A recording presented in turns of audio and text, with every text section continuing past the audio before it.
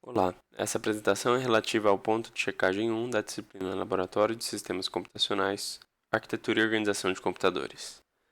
E este é o planejamento da arquitetura de um processador baseado na ISA RISC-V.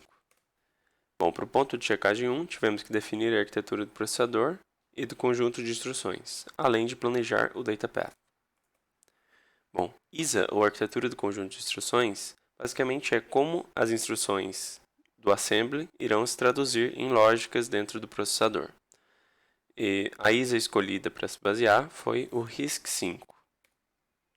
Bom, o RISC-V é uma ISA relativamente jovem, foi criada em 2010 na Universidade de Califórnia, em Berkeley, assim como o MIPS. Inclusive, MIPS também foi conhecido por RISC-I, então o RISC-V acaba sendo a quinta iteração dessa ISA. O grande diferencial do RISC-V é que ele é uma arquitetura aberta, então pode ser utilizado para implementações abertas e também para proprietárias. Bom, mais especificamente, eu escolhi a RV32i, que é uma versão dessa ISA em que temos 32 registradores, ou seja, o PC mais 31 de propósito geral, e cada um deles com 32 bits de tamanho. A arquitetura, assim como o MIPS, a RV32i, é uma arquitetura registrador-registrador, ou seja, a maioria das vezes o operando está dentro de um registrador. E temos alguns modos de endereçamento. Temos imediato, por exemplo, a instrução add immediate, o modo de endereçamento por registrador, por exemplo, o add, base de deslocamento, por exemplo, load word, onde temos um registrador com um endereço e um imediato, que será o deslocamento na memória. E relativo ao PC, que soma o imediato ao endereço que o PC está carregando no momento. Bom, o armazenamento das instruções no RV32i, ele é assim como no MIPS, é guardado byte a byte. Então, cada instrução é dividida em 4 pedacinhos de 1 byte cada. E esses pedaços têm que ser guardados no formato Little Endian, ou seja, os bits mais significativos ficam guardados nos endereços de memória menores. Entretanto, nesse projeto, cada instrução terá seu próprio endereço, então elas serão guardadas em blocos de 32 bits. Assim, não precisamos fazer PC igual PC mais 4, apenas PC igual PC mais 1. E além disso, não há necessidade de fazer os shifts, pois os shifts que eram feitos tanto no MIPS quanto no RV32i eram feitos para deixar os endereços de desvio múltiplos de 4. Formatos de instrução. Vamos utilizar 6 formatos de instrução: R, I, B, J, S e U. E os campos de cada formato estão apresentados nessa figura.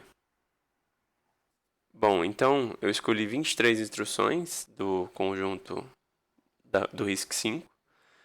Então, escolhi essas aí do tipo R: add, end, or, shift left logical, set less than, shift right logical, sub e XOR.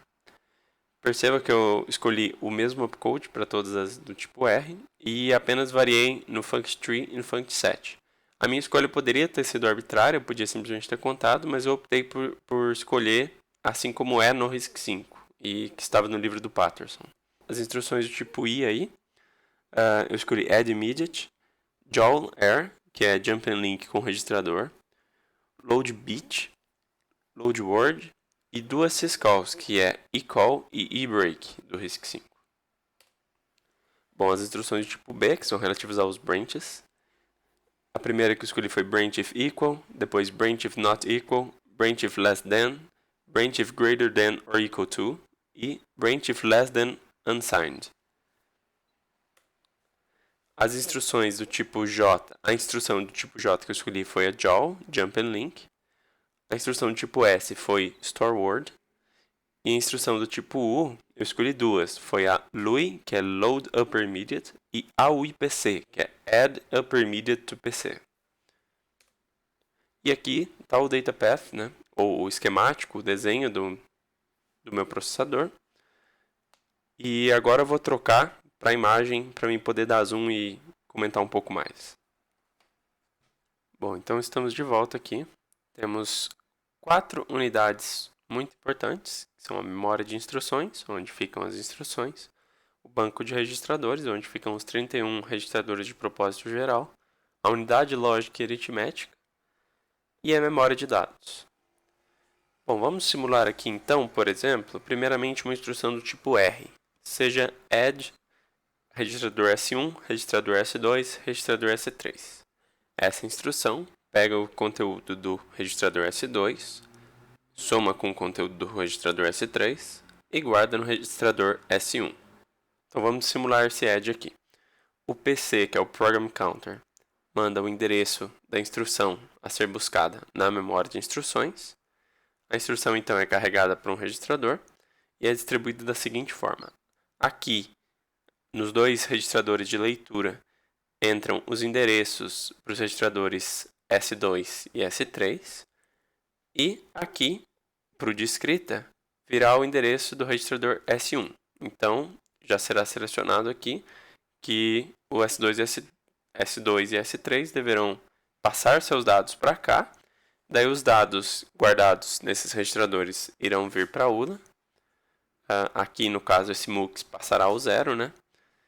Então, será feita a soma, o add, e o resultado virá por aqui e passará no 1, pois a flag mem_to_add estará ativa, e voltará para ser escrito no registrador de escrita, que é o registrador S1. E, ao mesmo tempo que tudo isso, o valor que estava em PC é somado com 1 e atualizado. E assim finaliza a instrução add. Então agora, pensando em outros formatos de instrução que utilizam de imediatos, vamos falar um pouco desse cara aqui, gera imediato. Primeiramente para instruções do tipo I. Ele funciona da seguinte forma, ele pega um pedaço da instrução e gera um imediato de 32 bits. Como ele faz isso? Ele pega os 12 bits mais significativos da instrução e copia para os 12 menos significativos do imediato. E, para ficar com 32, ele preenche os outros 20, estendendo o bit de sinal. Agora, olhando o formato de instrução S, dá para perceber que o imediato de 12 bits dele não está na mesma posição do que no do I. Os 6 primeiros bits estão, porém, os outros 5 eles estão localizados aqui, ó, entre o 11 e o 7. Então, é preciso fazer uma adaptação, que é colocado um MUX, que decide se vai tirar daqui ou do final mesmo. Bom, já que estamos aqui de volta, que tal fazermos uma instrução branch if equal? Então vamos lá, branch if equal, registrador S1, registrador S2 e um imediato.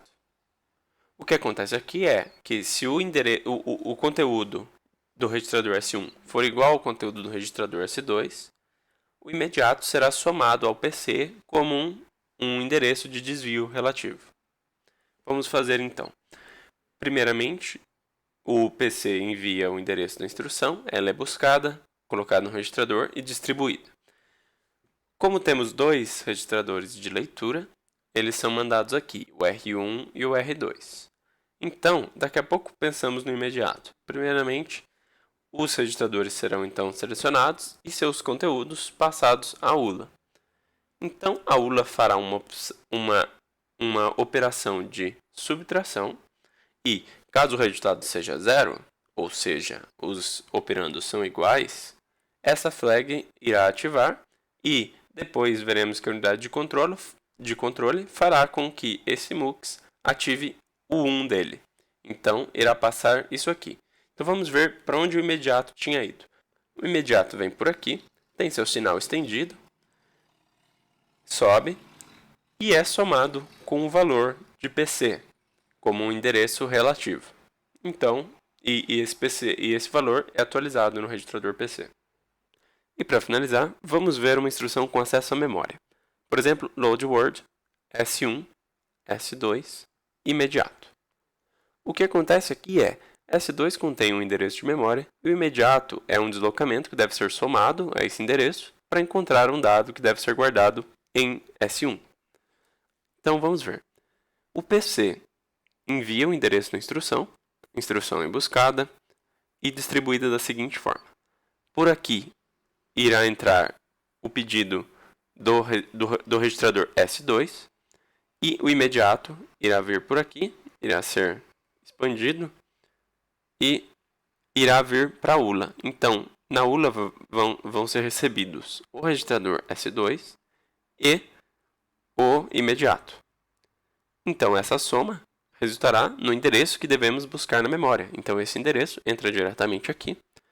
O dado é buscado na memória e mandado de volta, como a flag memToReg estará ativa, é mandado de volta ao banco de registradores, onde será escrito no registrador S1, pois S1 tinha entrado aqui como registrador de escrita. Então, ele ficou esperando um dado ser escrito nele. E, não se esquecendo, ao mesmo tempo de tudo isso, o PC é incrementado com 1 e não há soma de nenhum desvio condicional, então o PC recebe PC mais 1, então ele é atualizado. Então, finalizando, vou falar dos próximos passos do projeto. Tenho ainda o relatório do PC1 para entregar, até dia 31/8. Para o PC2, vou ter que desenvolver em Verilog a ULA, o banco de registradores, a memória de instruções, a memória de dados e os demais elementos que a gente viu hoje. E o relatório é para entregar até dia 30/9, além da ficha de avaliação para preencher.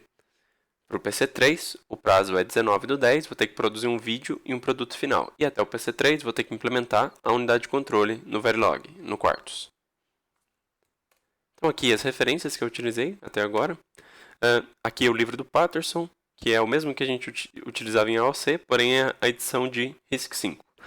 Aqui, o manual de instruções, né, do RISC-V, também conhecido como a especificação dele, está no site deles. Aqui um artigo sobre o desenvolvimento do RISC-V, desse A.S. Waterman, e um guia prático do RISC-V escrito pelo Patterson, que fez parte do desenvolvimento do RISC-V e é o autor desse livro aqui, e a versão traduzida, Atlas de uma Arquitetura Aberta, também disponível gratuitamente na internet. E aqui um link para a planilha com as instruções, e obrigado.